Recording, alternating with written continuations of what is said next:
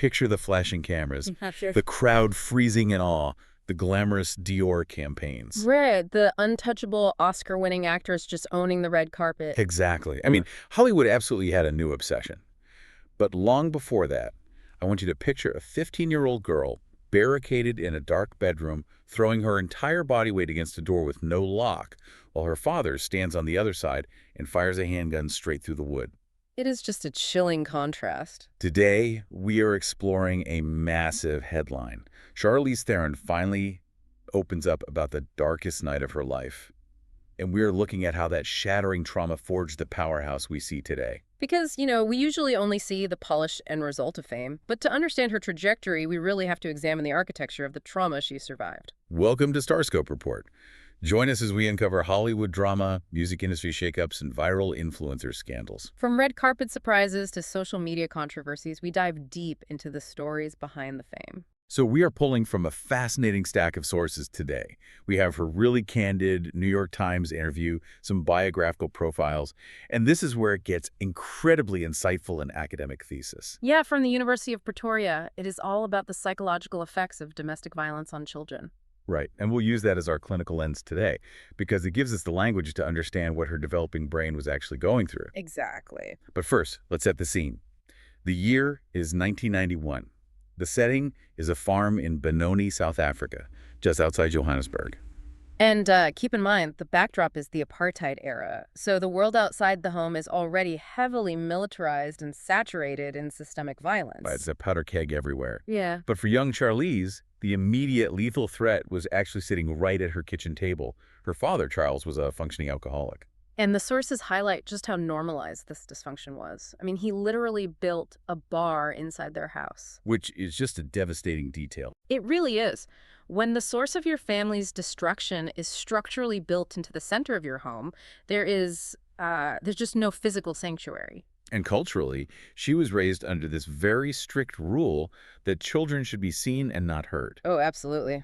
Speaking up or complaining was completely off the table. But the family dynamic that really caught my attention in these sources was something she called icing.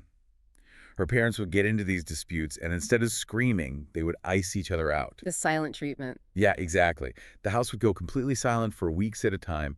But wait, let me pause there, because isn't that somewhat counterintuitive? How do you mean? Well, if you were living with a volatile alcoholic, you'd think living in a loud, violently angry house would be the ultimate terror, right? Yeah. Wouldn't silence actually be a relief? You would think so, yeah. But neurologically, the silence is actually worse. Really? Yeah, and that University of Pretoria thesis explains exactly why. When someone is screaming, the threat is known. It is happening in real time, and the brain can react to it. Okay, that makes sense. But when a volatile abuser goes silent, the child's brain is forced to anticipate the violence. The amygdala, the brain's threat detection center, it just goes into overdrive. Wow. So they are just frozen in a state of hyperarousal. Exactly. They are constantly standing. Like, how hard did he close that door? How heavy are his footsteps? The silence isn't peace at all. It is a pressure cooker. Like living on a fault line. You know the earthquake is going to hit. You just have no idea when the ground is going to split open. That is a perfect way to put it. And that anticipation wires the nervous system to never, ever turn off. So exhausting. And the thesis actually introduces this concept called the iceberg theory of post-trauma stress. The iceberg theory. Okay, break that down for us. So we usually view trauma as the violent event itself, right? The explosion, the gunshot, that is the tip of the iceberg. The part you can see above the water. Exactly. But the iceberg theory argues that the massive, dangerous block of ice hidden beneath the surface is that prolonged lack of safety, the weeks of silence, the chronic state of anxiety. So the trauma isn't just the bad thing that happens. It's the years spent bracing for it. Exactly. If you're listening right now, and you've ever dealt with a prolonged stressor, maybe a deeply toxic workplace with an unpredictable boss, or a volatile relationship where you are walking on eggshells, you are familiar with a version of this. You are building your own iceberg beneath the surface. It is a survival mechanism, but it takes a massive toll. And we are about to see exactly what happens when that iceberg finally breaches the surface. But wait till you hear what came next, because the reality of that night in 1991 is more terrifying than any thriller Hollywood could write. It really is. By the way, if you are loving these Hollywood twists and deep dives, make sure you are subscribed. We've got even crazier stories ahead, and you won't want to miss them. Definitely hit that subscribe button. Okay, so let's get into the night of June 21st, 1991. Charlize is just 15 years old, and the earthquake finally hits. The pressure cooker explodes. Right, so she and her mother, Gerda, had been out. Yeah, and when they got back to the farm, Charlize had an urgent need to use the restroom. So she ran straight into the house and into the bathroom, rather than stopping to greet her father first. Which, I mean, that is a completely standard, mundane thing for a teenager to do. Totally normal. But her father was heavily intoxicated, and in that altered state, he perceived this as a massive, deliberate sign of disrespect. And his reaction wasn't just anger. No, he spiraled into a lethal rage. Charlize retreated to her bedroom, turned off the lights, and hid. But her father broke into the house armed with a gun, and he was verbally making it very clear that he intended to kill them both. Let's just sit with the gravity of that for a second. The person who is biologically supposed to be your ultimate protector has just become your executioner. It is unimaginable. Hmm. So Charlize and her mother are trapped in Charlize's bedroom, and there is no lock on the door. Oh, God. So this mother and daughter are forced to use their own physical body weight, leaning against the wood, to keep an armed man out. Just a horrific situation. He pushes. He realizes he can't force the door open. So he takes a step back, and he fires 3 shots directly through the door. Knowing his wife and child are right on the other side. Yes. Charlize later said in her interviews, and I quote, "None of those bullets ever hit us," which is just a miracle. Truly a miracle, but the threat wasn't over, was it? No, it wasn't. Her mother, Gerda, realizes in a split second that he is going to keep firing until they are dead. So she retrieves her own handgun. She opens the door and she shoots down the hallway in self-defense. Wow. The bullet ricocheted 7 times and hit him. He was killed. And just like that, the threat was ended. Yeah. The shooting was legally ruled as self-defense, and Gerda faced no charges. You know, the clinical aftermath of a night like that is a total psychological shattering. I can't even imagine. Going back to the academic research, a child's understanding of safety, family, and reality is just annihilated in that hallway. You don't just process that and go to school next week. No, how do you even wake up the next morning and eat breakfast in that kitchen?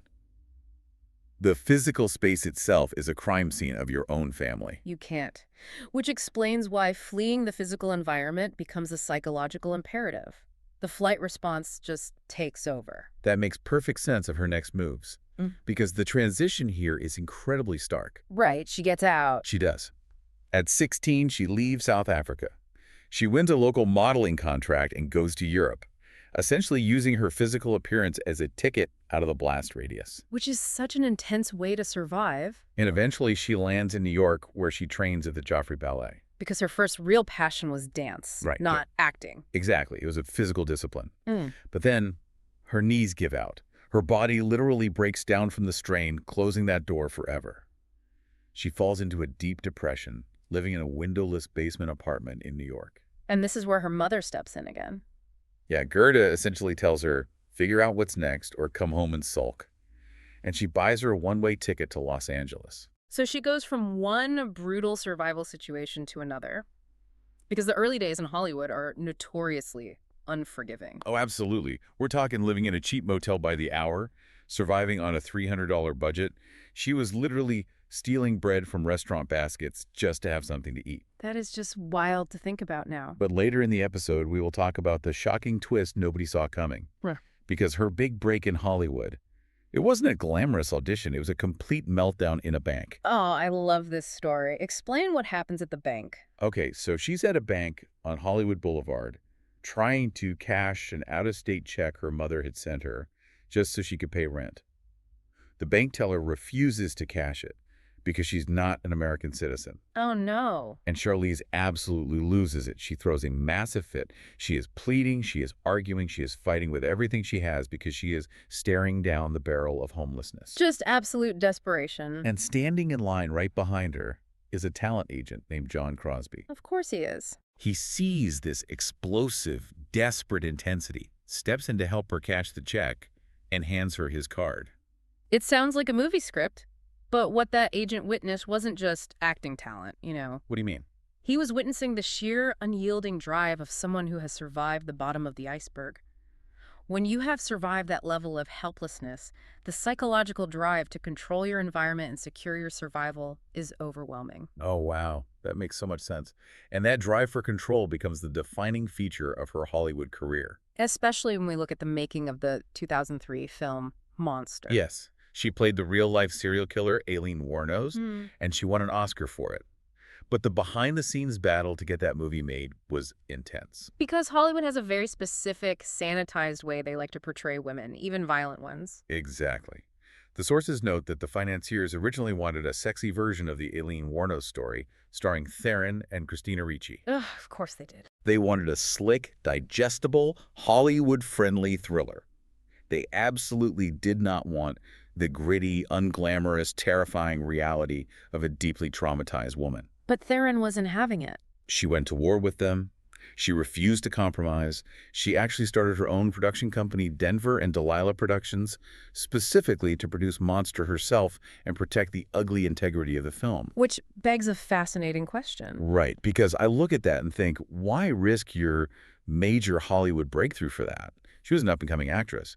Going to war with financiers is a great way to get blacklisted. Seriously. Why put everything on the line just to make sure a movie is gritty? Because it wasn't just a movie for her. In the trauma literature, there is this core concept known as meaning-making. Meaning-making. Yeah. When a person experiences severe trauma, their personal narrative is shattered. To truly heal, survivors must engage in meaning-making. They have to rebuild a narrative that allows them to integrate those fragmenting experiences into something they control. So she is rebuilding her reality on her own terms. Yes. Think about her childhood. She was trapped in a house where the narrative was entirely dictated by a violent, unpredictable man, and her only role was to be silent. Right. Seen and not heard. Exactly. By taking the reins as a producer, she becomes the ultimate director of the reality around her. When she forces those financiers to accept the unvarnished, ugly truth of the monster story, she is taking absolute ownership of the narrative of trauma. She is refusing to let someone else sanitize what she knows firsthand to be brutal. Exactly. Wow, it's a total rejection of the rules she grew up with. Yeah. And, that need to confront the gritty reality doesn't just apply to her producing. It heavily extends to how she uses her physical body in her work. Oh, absolutely. The physical commitment she demands of herself is unreal. She doesn't just act in these action roles, she endures them. The list of injuries she has sustained is practically a medical chart. It really is. While filming Aeon Flux, she suffered a herniated disc in her neck from a fall during a stunt. That injury left her with 8 years of chronic pain. 8 years. And on the set of The Old Guard, she tore a thumb ligament when it caught in another actor's jacket during a fight scene. That took 3 surgeries and 6 months in a brace to fix. That's brutal. And while filming Atomic Blonde, she clenched her jaw so hard during the fight choreography that she literally broke her teeth and required dental surgery and bone donors.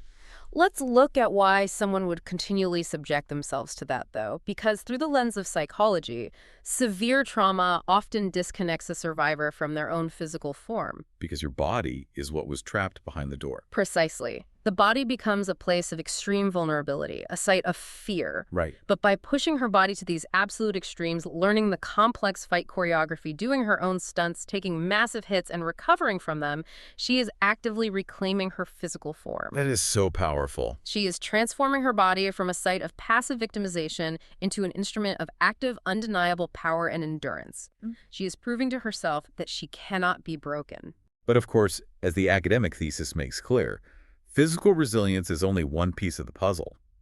There's also the emotional healing. And that's not even the wildest part, because wait until you hear how she eventually confronted her past in her 30s. It is quite the turning point. And hey, stay tuned and hit that subscribe button so you don't miss what's coming next on Starscope Report. Yes, definitely subscribe. So, Theron has been remarkably open about this in the sources. She eventually entered therapy in her 30s. Which, is often when childhood trauma really begins to demand attention. The coping mechanisms that got you through your 20s just start to fray. Right. And she realized that she was carrying around this deep, lingering anger. Through therapy, she traced it all the way back to her youth, the systemic tension of apartheid outside and the terror inside her own home. And a crucial part of her meaning-making was deciding to break the silence? Yes, she famously said in an interview, My life was not a murder mystery. Not a murder mystery. That is a deliberate refusal to be a victim of gossip. She refuses to let her life be a whispered rumor at Hollywood cocktail parties. She speaks out because she realized that sharing her story helps other people, especially kids growing up with addicts or family violence, feel less isolated. Because she grew up thinking her family was the only one going through this nightmare. Exactly, and she wanted to shatter that illusion for others. And this is where we see her personal healing translate into systemic action. Yes. In 2007, she created the Charlize Theron Africa Outreach Project, or CTOP. Such a massive initiative. Initially, it started with a focus on fighting HIV and AIDS in South Africa. As a child, she had watched her mother literally wheelbarrow sick neighbors to local clinics. Wow. But over time, the foundation massively expanded its mission to address gender-based violence and youth education. Because, you cannot just treat a symptom. You have to address the toxic environment that creates it. Absolutely. They launched the Youth Leader Scholarship to invest directly in young changemakers. And during the COVID-19 pandemic, when lockdowns trapped millions of vulnerable people inside their homes with their abusers, Which is terrifying. CTOP partnered with other organizations to launch the campaign together for her campaign. They explicitly called gender-based violence the second pandemic. They aren't just raising awareness, though. They're funding local grassroots organizations that know exactly how to intervene in these specific communities. And that approach, funding local leaders rather than imposing top-down Hollywood solutions, it illustrates a core South African philosophy that drives her foundation. Right, the concept of Ubuntu. Ubuntu, Yeah. roughly translated as I am because you are. Yes. It is the profound understanding that our humanity is deeply interconnected. The University of Pretoria thesis points out that domestic violence is incredibly isolating. The abuser cuts the victims off from the world, and the shame keeps them silent. So true. But Ubuntu suggests that true healing cannot be a purely individual journey. You cannot just fix yourself in a vacuum. Healing requires community support, shared empathy, and systemic change.